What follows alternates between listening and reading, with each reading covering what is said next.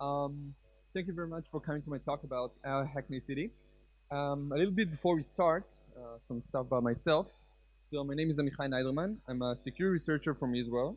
I work for a company called Equus Technologies, and I mostly do vulnerability research at work, and it's fun for at home. And a little bit about what you're going to have today. It's going to be a walkthrough. This talk is going to be a walkthrough. I'm going to take you through the steps that I took during this research that I did, and the best way to do it is just actually, let's start. So there I was driving my car one day, and I saw this icon on the middle of the road. And for those who don't know, this means there is an open public Wi-Fi somewhere around me. I saw it on my phone, and I thought it's a bit strange because, like I said, I was driving my car, and I saw this in the middle of the road, and I was pretty far from all the buildings. There weren't any building like apartment buildings next to me, and I thought, well, maybe it's one of those buses with Wi-Fi on them, but nope, I was the only car there. So I was stopping at a red light, and I checked the Wi-Fi name, the network name, and it was called Free TLV. And TLV stands for Tel Aviv, which is the city that I live in Israel. And actually, earlier this year, my city, Tel Aviv, started installing Wi-Fi hotspots around the city, and they call the online municipal services. And I'm living somewhere, used to live somewhere around next to this red arrow, so I probably picked up one of those hotspots when I was driving. And I connected to the network. I had some spare time, it was a long red light. And I have this really bad habit of mine. Whenever I connect to a public Wi-Fi, I usually go to whatismyip.com and check the external IP address, the one that I get. And this is an actual screenshot from that same day. And the reason I do it is like there's this, for example, there's this cinemaplex in Israel called Yes Planet. It's a pretty big cinemaplex. And if you connect to the Wi-Fi network and you're trying to browse to their router configuration page, then they blocked it. But if you go to whatismyip.com, get the external IP address, disconnect from the Wi-Fi network, and connect to the same address, same IP address that you get using your data connection, then they didn't block it from the outside. And the username is admin. The password is yesplanet with a couple of Y, capital P, for the Israeli people here. So it's a good thing to do. You can find out a lot of interesting stuff. So I got the IP address, grabbed this screenshot, and got back home. And when I got home, I did the only reasonable thing that you could do, and I started port scanning it. And I found out that port 443 is open. That means there is an HTTPS connection. I'm still not sure what I'm looking at. It's just an opaque IP address, but it responded to something. And I tried to browse this address, and I got this page. It said something about captivity. Didn't really care. Just click on proceed anyway, and got this page. Now, does anyone ever seen or heard about this company, Peplink? One, two. All right, that's the most I've ever seen. Well, I never heard of them before. Never. Sorry. Yeah. Never heard of them before. Never seen that logo before, and I had some free time, so I said, well, I'm gonna mess around with it. So I tried admin, didn't work. Tried root, didn't work. Tried all kind of other weird stuff, still didn't work. Tried SQL injection, and it was in 2006, so I was pretty sure it won't work, and it didn't work. But like I said, I had a lot of spare time that day, and I really wanted to mess around with it. So what exactly is this thing? Because I know it's a network device of some kind, maybe. I know that there is a web server, but I still don't know what it does. I looked at the HTML source code, and it revealed nothing to me. I tried to look at the headers. Maybe the web server will send some data about it. Still nothing. Didn't say anything about what kind of device it was. I tried running Nmap with OS fingerprinting, and it just returned it's a generic Linux. So I moved on and I went to the manufacturer site. And the first thing I saw when I got to their site was Unbreakable VPN. And I like to break stuff. And now I'm really interested in this product. So I made this like simple plan in my head, something I could explain to my wife. Well, I told her, well, I'm gonna download the firmware for this device. I'm gonna start reversing it. I'm gonna find a vulnerability, and then I'm gonna exploit it. The question is, what firmware should I download? Because when you go to the manufacturer site, you find out that this company makes everything. They make defense communications, rock solid connectivity for tanks, maybe, mission critical VPN for emergency communication, basically everything. And if you want to download the firmwares, all of them, it's not practical because they have about 5,000 of those, and you can actually go and reverse each and every one of them. So I need to find a way to determine what kind of network device it was.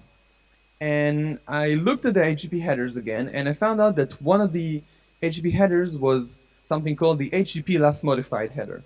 When you send an HTTP request to the index.cgi, the same page that you get when you're trying to browse on port 443, then it sends the last modified header, and it says it was last modified during May 2013.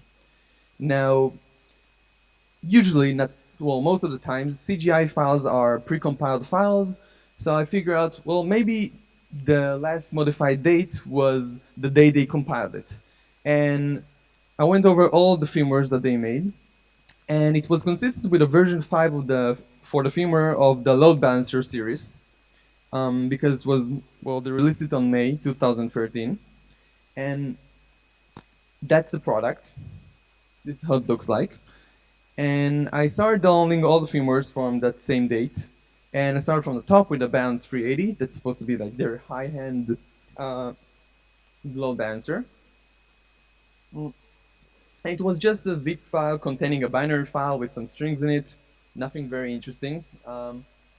And now I changed my plan a little bit. I added another step. I have to unpack it. Now, the best way to unpack firmwares like that is just running BINWALK. It's a pretty cool tool for those of you who don't know. Basically what it does is just analyze binary files and extract firmware images out of it. And this is actually what I knew about BINWALK at that time. It was like a mystery box. You put a binary in one end and you get a file system in the other end that you can start working with. It uses all kind of heuristics, looking for magic numbers in the firmware. It does all kinds of stuff. And if somebody will ask for a tutorial how to use BINWALK, well, at that time, this is basically what I could give them. Yeah. And I just ran BINWALK with -e, that means auto extract. And all I got was a bunch of useless zip files, which is kind of a fail because I expected something more like a file system, some binary files I could start working with. And I didn't really want to know why it failed. So I just moved on to another firmware for the balance 210, 310 series. It came in the same file. Ran BINWALK -e and got a squashfs file system. Now we're moving on actually. And squashfs is just a compressed file system. It's a read-only file system. It's mostly used in ISDs, routers, places that you don't have a lot of free space, and you know that the firmware doesn't change a lot or doesn't change at all. So you can see in a lot of IoT devices nowadays. And the best way to read squashfs file system is using a tool called unsquashfs. So I ran unsquashfs and got, according to the superblock, that it was a squashfs 2.1, which is pretty old but also pretty common in a lot of devices you can see on the internet. The creation time was the end of April 2013. So I was pretty sure it's probably not the right version that I'm working on, but at least I have a firmware to work on. So it's something. And it says that data is compressed. But when it's trying to decompress it, it gets read on file system because end of file. Like, what the fuck? What does it even mean? And I tried to find out what went wrong. So the superblock seems legit. You get a right version. You get the creation time seems legit also. It came out around the same time that they actually made the firmware, the day that they released it. We can argue about the compression. Now, there is this ancient tale that goes around the internet that somebody compiled squashfs with LZMA, and when I looked at my squashfs, unsquashfs, that came with my CAL distribution, it comes with gzip, LZO, and xed, and no LZMA support. So I set out a task to find LZM, like unsquashfs with LZMA, and I downloaded FMK, the firmware mod kit. It's basically a collection of scripts that helps you to extract and rebuild firmwares. And they had unsquashfs with LZMA. And at this point, I was like ecstatic. I thought, well, this is going to solve everything. Just going to compile it, run it, going to open the firmware. It can actually start working right now. I spent some time before on it, so I compiled it, ran it, and got a seg fault. That sucks. So I started looking at the code. I thought, well, I'm gonna do two things today. I'm gonna open the firmware and I'm gonna help this open source project fix some couple of bugs. It's gonna be like a good day. And I started looking at the code, and they have tons of bugs. But I came to a conclusion that my binary wasn't compressed with LZMA, and then said, screw it, I'm not gonna help anybody, it doesn't help me, and I didn't patch anything. And then it was time to find out what's in the box. Like, what does BINWALK do? Because when BINWALK run, it prints so much data to the input, to the console, and I never looked at it. It usually just works. You run BINWALK -e, and it usually 99% of the times it works. So I started looking at what it prints, and then looked at the first line. And the first line says that there is an X2 file system on offset 180 bytes from the start of the binary. And I don't know, for some weird reason, it didn't get it at all. So all I did just ran this bash command line and dumped everything from offset 180 of the file and mounted it. And I actually got a working file system, an X2 file system, and inside of it there was a squashfs binary, and I tried running unsquashfs on it, and it worked. And actually inside that squashfs file, the root disk SFS, there were all the important files that I wanted to research. I found all the CGI files, all kind of binaries that they're using when they're running the load balancer. And that's actually what I wanted. Now, I moved on with my plan, and now it's time to find the right version, because I know I'm not working on the right version. Or I'm pretty sure it's not the right version, but I need to find out how far away from the right version I am. So I went to the mounted point and went to the CGI directory and found a list of all the CGIs that are installed on this firmware, and took the strings out of it and ran it and wrote this Python script that just goes over to my target and send HTTP request. My target is the load balancer on the network, and iterates over each of those CGI files and send HTTP request and logs the response, the HTTP code that you get. And I saw that one of the CGI files was missing on my target. I mean, I managed to open a firmware on my computer, but it has an extra CGI file on it. So I know I'm not working on the right version. So at this point I thought, well, maybe it's the 380 that my city is using, because that's the high-end version, and maybe they're using the high-end version. I like to believe that they bought the most expensive one for my care. And so I did the same thing, ran it, mounted it to my computer, and I got the same file system. But here I didn't find any squashfs binary.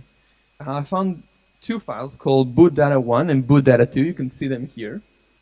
And I found another file called menu.dfl, which is just a bootloader configuration.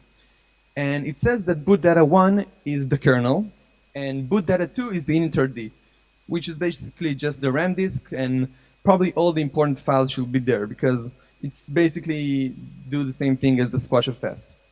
It doesn't change at all, and it's loaded into RAM, because that's all you need during the execution of the program.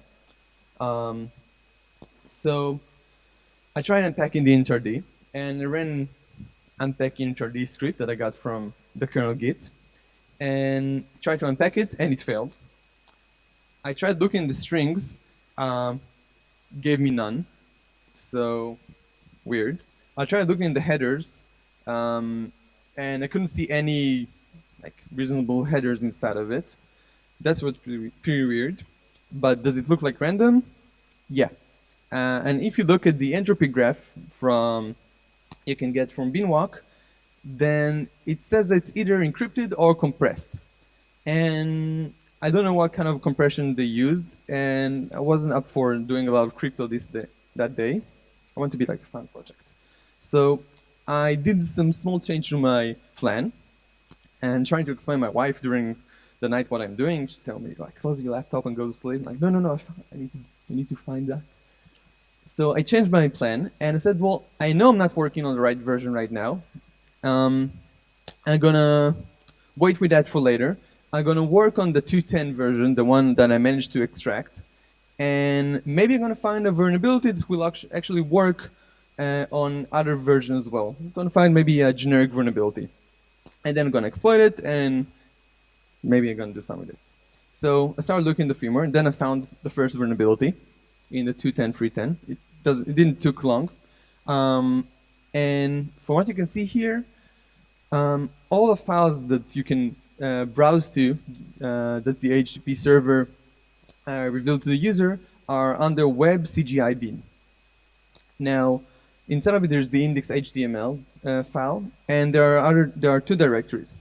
And it's configured, the web server is configured that it can only run CGI files from CGI bin manga. You can see that directory over there, the lower one.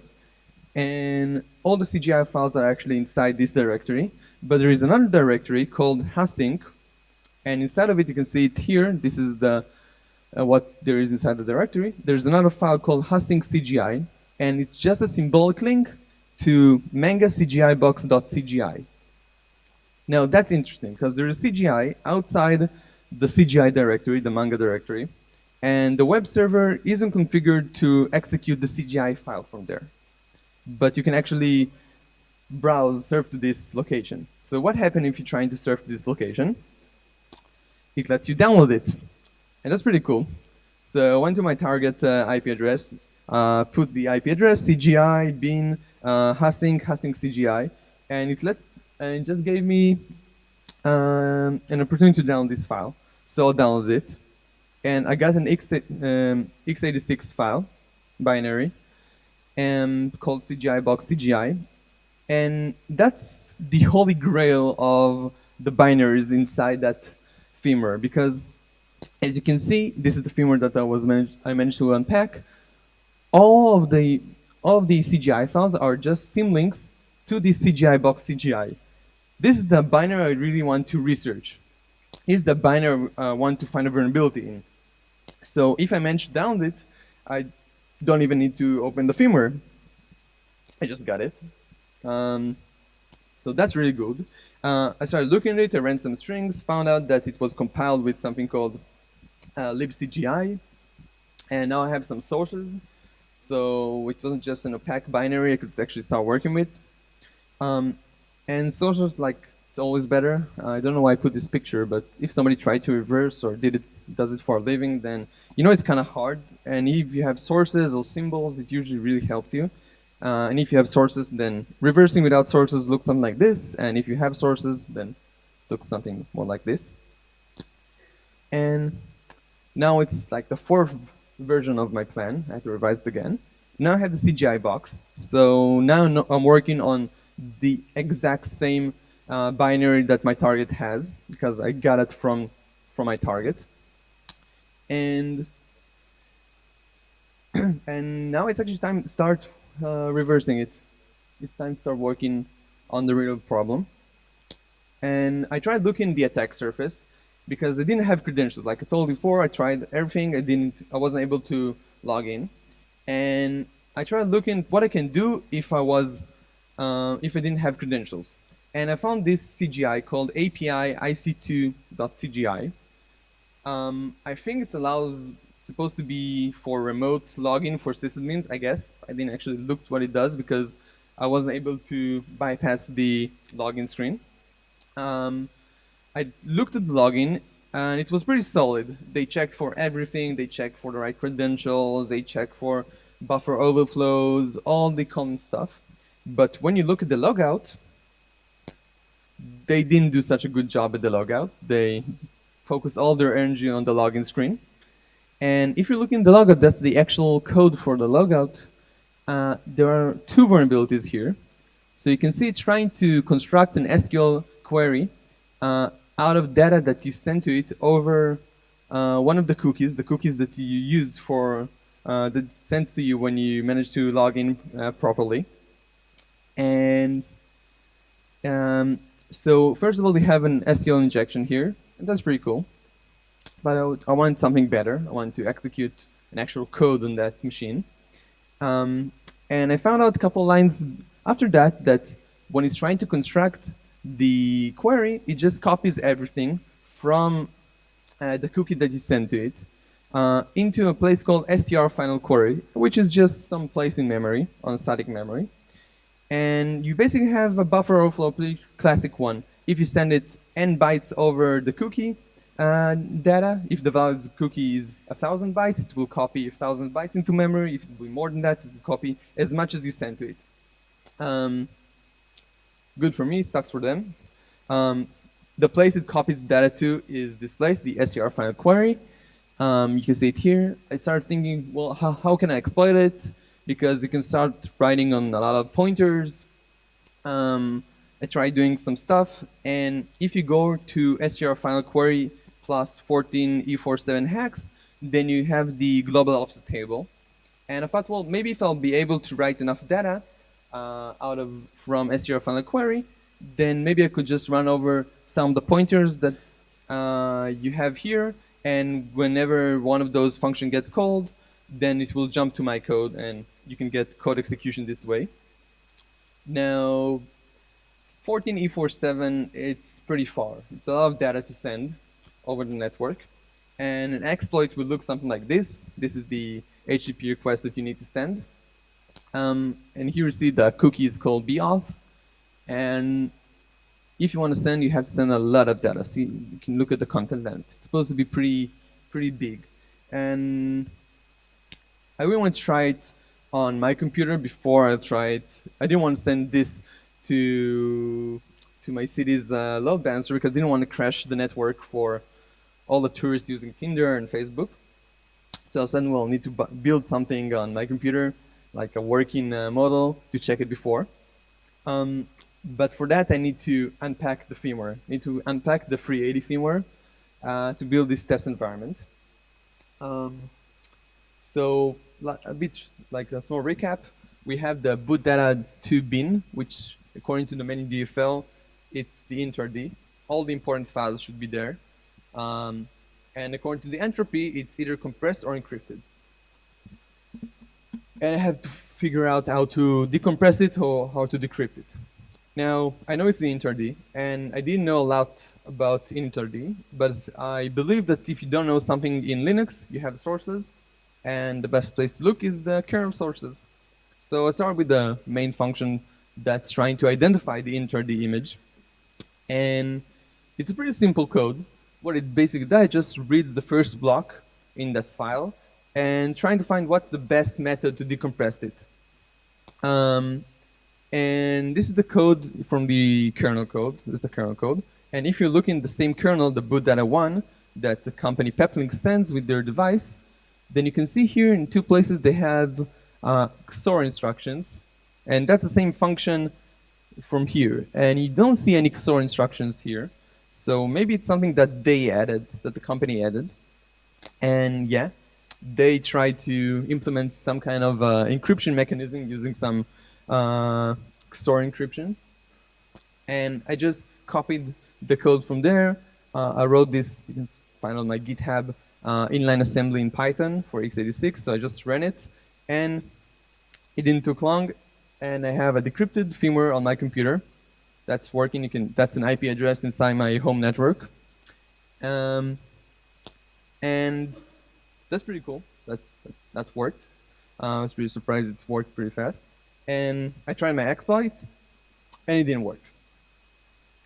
HTTP headers can be only up to 64K on this specific web server, and you can't send packets so big to exploit it.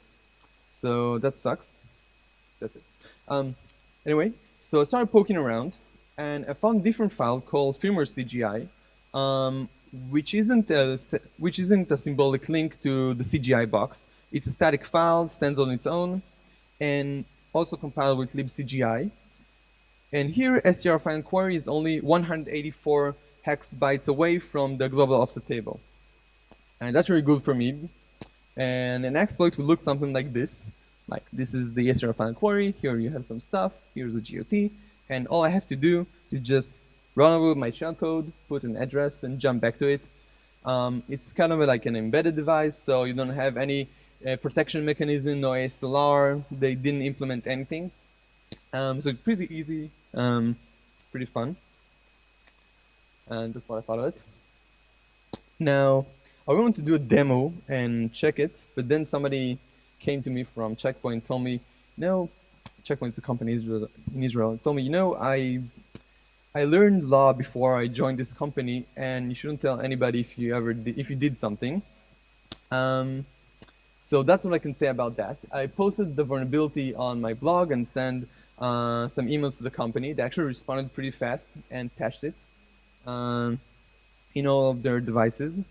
And a couple of days later, somebody that I call him the Ukrainian hacker sent me this email and started asking all kind of weird questions about how I managed to do this, what should I do with the vulnerability after I execute code, and he was pretty interested in exploiting it, I think.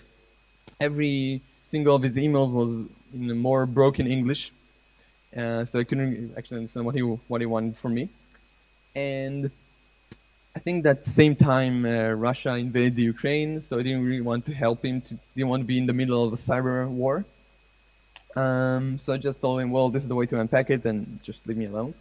The company were pretty nice. They sent me a little bouncer, a small one for home. So this is my home router right now.